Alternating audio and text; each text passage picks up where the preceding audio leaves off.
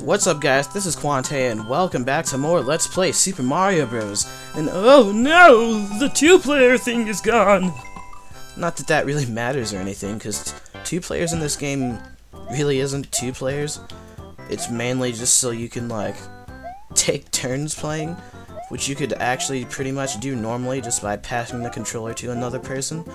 Even though two-player nowadays actually means, you know, playing at the same time with the whole new Super Mario Bros. Stuff that we have now, which is actually a big breakthrough, because, you know, I can't tell you how many times I wish that a Mario game would actually have two players in it.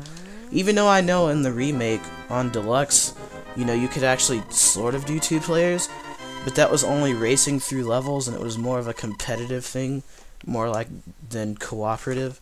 Even though New Super Mario Bros. Isn't really cooperative at all, because every time you play with a person, all they do is kill you. So it's just like, well, what the heck?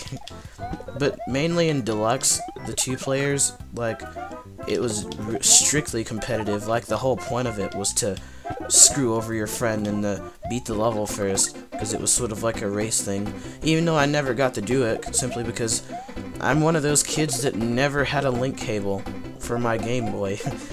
Even though I wish I would have had one, like, not for Pokemon, because I really didn't play Pokemon until, like, very recently, actually. Like, I really didn't get into Pokemon until way later, but having a link cable for certain games actually would have been very convenient, simply because a lot of games I would have liked to, you know, play people in on Game Boy, besides Pokemon, because, you know, I was terrible at Pokemon. Like, I didn't really get the whole RPG thing. Like, even in Paper Mario, you know, that was the only RPG I really liked as a kid, mainly because, well, the fact that it friggin' had Mario in it. And even that was kind of confusing, simply because I couldn't read dialogue, because I was so young at the time all this stuff came out. Like, most of all of this stuff where you had to read heavily came out before I even started school. Like, I know Paper Mario came out when I was 5, and I didn't really know how to read because I hadn't started school yet. Because, you know, my birthday's late in the year, and I didn't really get to start school until I was, like, you know, almost 6. But still, whatever. That was a Buzzy Beetle, okay. Am I just gonna beat every Bowser with fireballs now? I really don't know. I'm gonna try. I'm gonna shoot at trying to do that, actually. Maybe that should be a challenge that I put myself up to with this Let's Play. But whatever. We're going to the infamous World 4, or 4-1, that is. This level was just like the end of me. This wasn't necessarily where the game ended, but this surely always gave me a challenge every time I played it. Literally. And really all you have to do is never stop, and the Lakitu will never hit you with anything, and then he'll just turn around and go his merry way. And I used to try to kill him, like, I just used to be like, you dick, you chased me through this entire level, now you deserve to die, you freaking dickhead. But regardless, that level's done, and we can go on to 4-2. And I forgot to explain warp zones, as sad as that sounds, because I don't really want to use warp zones because I want this to be a full Let's Play, but warp zones, you can use them typically, and I think almost every cave level has a warp zone. And this one right here, you pretty much get the gist of it. You know, it makes a beanstalk, and it actually lets you go to worlds 6, 7, and 8, which is a pretty good. But yet, this level in particular has 2 warp zones, where at the end of this level you can actually go on the roof here, and then go up there, but it only leads you to 1 warp zone, which leads to World 5, and 5 only.